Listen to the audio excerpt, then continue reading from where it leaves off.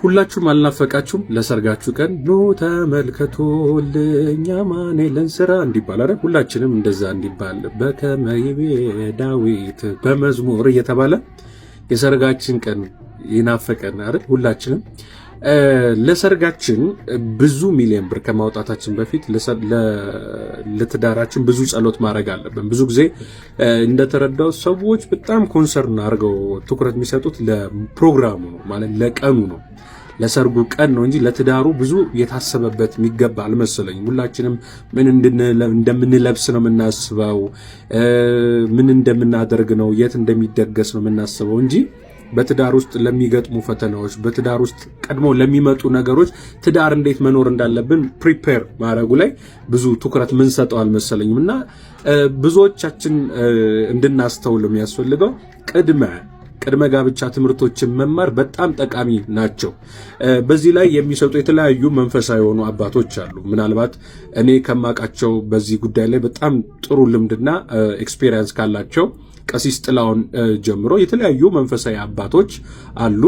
እናንተ መማከር የምትፈልጉ ከሆኑ እነዚህ አይነት ሰዎች ከማግባታችሁ ቀድማችሁ ስለ ትዳር ምንነት፣ ትዳር ውስጥ ሊገጥሙ የሚችሉ ፈተናዎች፣ ትዳር ላይ የሚመጡ ነገሮችን እንዴት ማለፍ አለብን፣ ማቹሪቲ ሌቭሎቻችንን ጨምረን መግባት አለብን ወይ የሚለውን ነገርና አስቀድሞ ደግሞ ጸሎት የሚለውን ሐሳብ የጋራ ጸሎት፣ የጋራ ቅዱስ መምረጥ ትዳር ላይ የሚደረጉ ሐሳብ ስለ ሰርጉ ቀን ከማሰብ በይበልጥ ስለ ትዳሩ የማሰብ ነገር። ለምን ትዳር ውስጥ ነው ረጅም ጊዜ የምትኖሩት።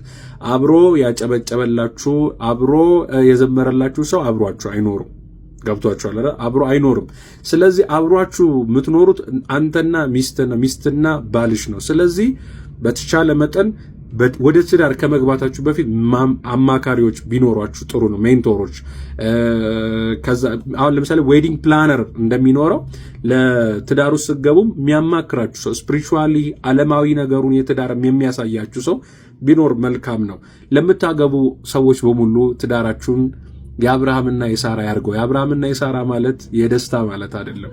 ቻሌንጅ ውስጥ አብሮ ተላልፋችሁ የምትኖሩበት እንዲያደርግላችሁ እግዚአብሔር እንዲረዳችሁ እመኛለሁ። ለምታገቡ ሁሉ መልካም የትዳር ዘመን፣ መልካም የትዳር ጊዜ፣ ተባብራችሁ መንግስተ ሰማያት የምትወርሱበት ትዳር እንዲያደርግላችሁ እግዚአብሔር መልካም ፍቃድ ይሁንላችሁ። የዶኪማስን ጎዶሎ የሞላችን መብርሃን እናንተንም ትሙላላችሁ። መልካም ጊዜ